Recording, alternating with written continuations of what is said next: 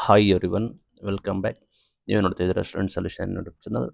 ನೇಮಕಾತಿ big update ಕೂಡ ಬರ್ತಾ ಇದೆ, ಏನೋ ತಿಳಿಸ್ಕೊಡ್ತೀವಿ. ಸರ್ಕಾರ ಘೋಷಣೆ ಕೂಡ ಮಾಡಿದೆ, ದಿನಾಂಕ ಕೂಡ ಅನೌನ್ಸ್ಮೆಂಟ್ ಕೂಡ ಆಗಿದೆ, ನೋಟಿಫಿಕೇಶನ್, ಎಕ್ಸಾಮ್ ಡೇಟ್ ಎಲ್ಲ ಮಾಹಿತಿ ತಿಳಿಸ್ಕೊಡ್ತೀನಿ. 72,000 ಹುದ್ದೆ ನೇಮಕಾತಿಗೆ ಸರ್ಕಾರ ಒಪ್ಪಿಗೆ ಕೊಟ್ಟಿದೆ. ಕಲ್ಯಾಣ ಕರ್ನಾಟಕ 32,000 ಹುದ್ದೆಗಳು 6 ತಿಂಗಳೊಳಗೆ ನೇಮಕಾತಿ ಮಾಡಬೇಕು, 2 ತಿಂಗಳೊಳಗೆ ನೋಟಿಫಿಕೇಶನ್ ಹಾಕಬೇಕು, 4 ತಿಂಗಳೊಳಗೆ ಎಕ್ಸಾಮ್ ಮುಗಿಸ್ಬೇಕು, ಪಾರದರ್ಶಕತೆ ಕೂಡ ಮಾಡಬೇಕು, 6 ತಿಂಗಳೊಳಗಡೆ ಕಂಪ್ಲೀಟ್ ಪ್ರಕ್ರಿಯೆ ಕೂಡ ಆಗಬೇಕು, ತಕ್ಷಣ ಕಡ್ಡಾಯ ನೇಮಕಾತಿ ಮಾಡಬೇಕು ಅಂತ ಘೋಷಣೆ ಕೂಡ ಮಾಡಿದೆ.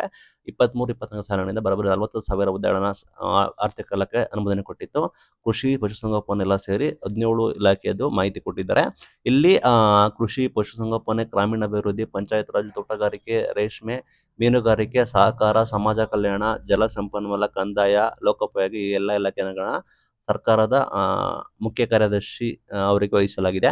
ಇನ್ನು ಆಡಳಿತ ಸುಧಾರಣೆ, ಕೌಶಲಾಭಿವೃದ್ಧಿ, ಅರಣ್ಯ, ಆರ್ಥಿಕ, ಆಹಾರ ಮತ್ತು ನಾಗರಿಕ ಸರಬರಾಜು, ಶಿಕ್ಷಣ ಇಲಾಖೆ, ಆರೋಗ್ಯ, ಕುಟುಂಬ ಕಲ್ಯಾಣ ಎಲ್ಲ ಇದು ಬಂದ್ಬಿಟ್ಟು ಸಾರಿಗೆ, ನಗರ ಎಲ್ಲ ಕೂಡ ನೇರ ನೇಮಕಾತಿ ಹುದ್ದೆಗೆ ಸರ್ಕಾರದ ಅಪಾರ ಮುಖ್ಯ ಕಾರ್ಯದರ್ಶಿಗೆ ವಹಿಸಿದ್ದಾರೆ. ಅವರು ನೇಮಕಾತಿ ಮಾಡಬೇಕಾಗುತ್ತೆ.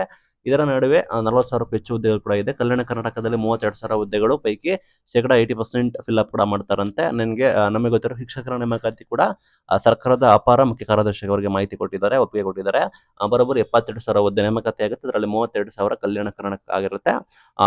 6 ಮಂತ್ ಡೆಡ್ಲೈನ್ ಕೊಟ್ಟಿದ್ದಾರೆ. 6 ಮಂತ್ ಅಂದರೆ ಪ್ರಾಬಲಿ ದಿಸ್ ಇಯರ್, ಈ ಇಯರ್ ಒಳಗಡೆ ನಿಮಗೆ ಕಂಪ್ಲೀಟ್ ಪ್ರೊಸೆಸ್ಗಳನ್ನು ಕಂಪ್ಲೀಟ್ ಮಾಡಬೇಕು ಅಂತ ಹೇಳಿದ್ದಾರೆ. ಶಿಕ್ಷಣ ಇಲಾಖೆ ನೇಮಕಾತಿ ಕೂಡ ಮಾಹಿತಿ ಕೊಟ್ಟಿದ್ದಾರೆ. ಅದನ್ನು ಕೂಡ ಸರ್ಕಾರದ ಅಪಾರ ಮುಖ್ಯ ಕಾರ್ಯದರ್ಶಿ ಅವರಿಗೆ ವಹಿಸಿದ್ದಾರೆ ನೇಮಕಾತಿ ಕುರಿತು. Thank you.